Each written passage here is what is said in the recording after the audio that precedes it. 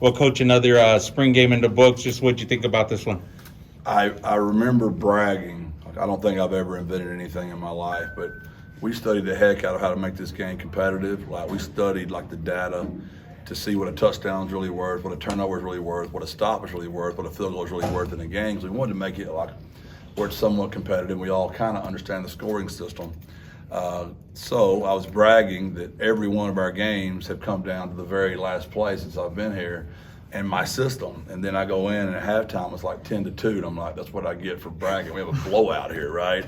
And then the second half, I told Burke, I said, look, Bubba, we're at the Masters right now and we've got like 6 holes to play and we got to have 5 birdies. And it ain't looking real good right now. He's like, Coach, have you seen my golf game? And I'm like, no, I haven't lately, Burke. He's like, well, it's not real good. I said, well, then we're in trouble. But we came through there and got 5 birdies on the last 6 holes, and it was exciting. Coach Lepp took some of his kids out over there on the other side of the ball as well. But at halftime, I just told them that the good news is those defensive guys are on our team. And it looks like we're playing the 85 Bears right now. And the second half, we kind of got going a little bit. We saw a couple of big plays from JJ Sparkman. Has that been kind of emblematic of what he's done this spring? It has. I mean, he's just such an amazing human. I almost said his name to you about 4 times when you kept trying to bait me into talking about which of the new guys had really come on the scene. And he's obviously one of those guys. I've known JJ forever. I was his first offer back when he was a junior or sophomore in high school. And I had forgotten that when he was like in the 8th grade, he was thinking about going straight basketball. And his high school coaches asked me to speak to him about his chances of being a college wide receiver.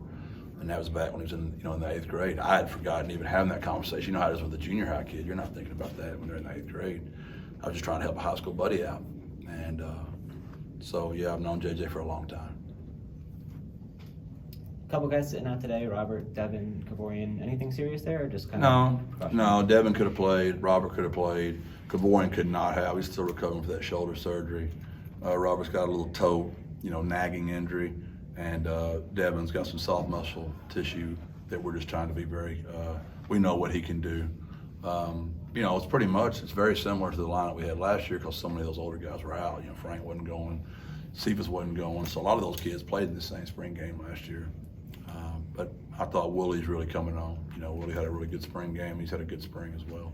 This is a first look for a lot of people at Devin Harris, your new transfer cornerback. Just how would you summarize how you thought he played today and just overall in the spring?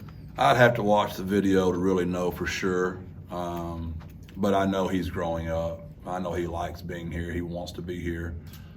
He's just developed some things, in the last couple of years. What he's gone through has been a lot for a young man. And the relationship we have with Coach Price and with Coach Graham, and hopefully he'd stay with me, we're getting him there. It's never been an issue of the on the field, it's the off the field stuff. But as y'all have known from just being here 5 seasons now, we really put as much work in the off the field as we do the on the field. And we feel very confident in taking some young men that might have made some mistakes when they were young and helping them. I told y'all a million times, I'm living proof that God can hit a straight lick with a crooked stick. And I'll be the first person to not be very judgmental of a young man that might have made a couple mistakes when he was younger.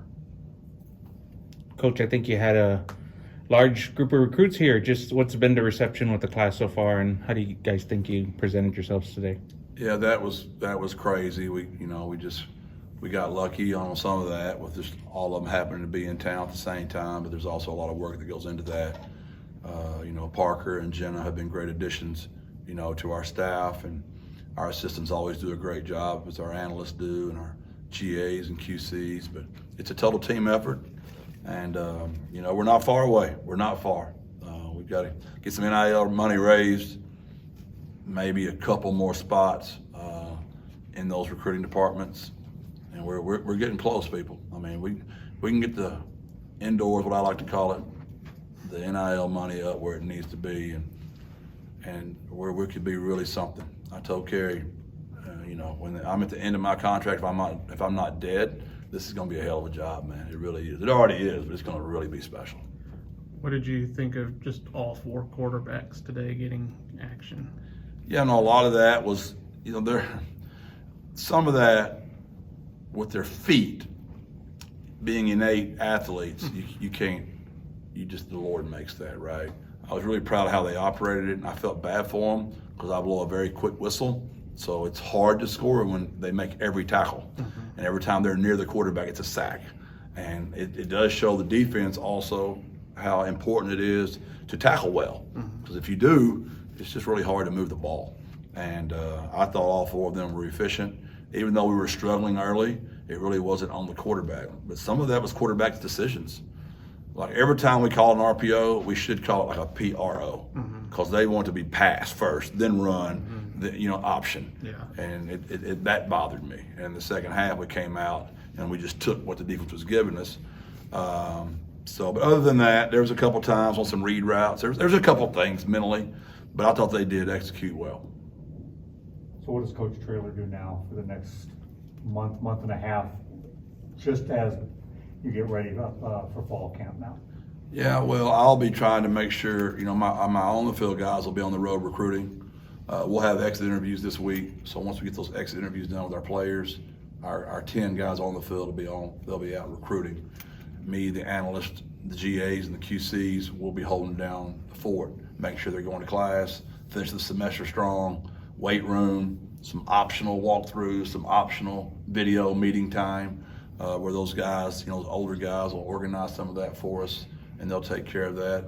And that's what that'll look like. But, nowadays, I tell all my coaches, the most important players on our team are on our team. Those recruits, I love them, I want them, but I want my guys in my locker room the most. So we're going to make sure they're eligible and still want to play for the Roadrunners. And that's what I'll be doing for sure the next 2 weeks. And then the next, month, we'll make sure they're passing their classes and doing the right things. You have any idea what to expect about the post-spring transfer portal once it opens up? I don't. I've just tried to enjoy today, and I've not changed on that as far as, if anything, I was a little too soft last spring and worried about it too much. I'll confess that to you guys. And this spring it is what it is. I mean, we've lost 3 really great players, right? We picked up 13. So we'll see what happens. And I don't want to ever lose anybody. I don't. I love them all. But it's, they got choices, and I'll respect them, and I'll help them any way I can, whatever that looks like. Maybe too early for this question, but what are the expectations for the Roadrunner? It looks like you guys have a pretty good squad, and what's the ceiling for this team in the coming season? I know y'all get tired of my boring old answers, but since December 2019, when none of y'all believed any of this is going to happen, I told y'all then, we don't talk about winning very much. We don't. We really trust the process, and we try to win every day. We try to be the very best we can be every day. We have enough confidence in our ability to recruit, develop, and coach that we'll be in the hunt for a lot of those games, and I'll leave it at that. Any special vacations for this offseason? Somebody asked me that today when I was walking on the field, and I just happened to be walking by Care Bear, and I said, there's the one to ask right there. I'm only the head coach in these moments, man. From then on, I'm the assistant coach. I really felt sorry for Nick when I heard Nick, and they were asking him about how he was enjoying retirement. He said if he got his chores done, he could go play golf. I was like, well, if the GOAT of all coaches can, I don't feel like I'm so bad after all. I'm about the same as Nick. Jeff, what's been your reaction to the hiring of Austin Clonch? I know you're a big basketball fan. Yeah, that's my first love. I've teased him and told him if I had been born in Kentucky or Indiana, I'd be a basketball coach right now.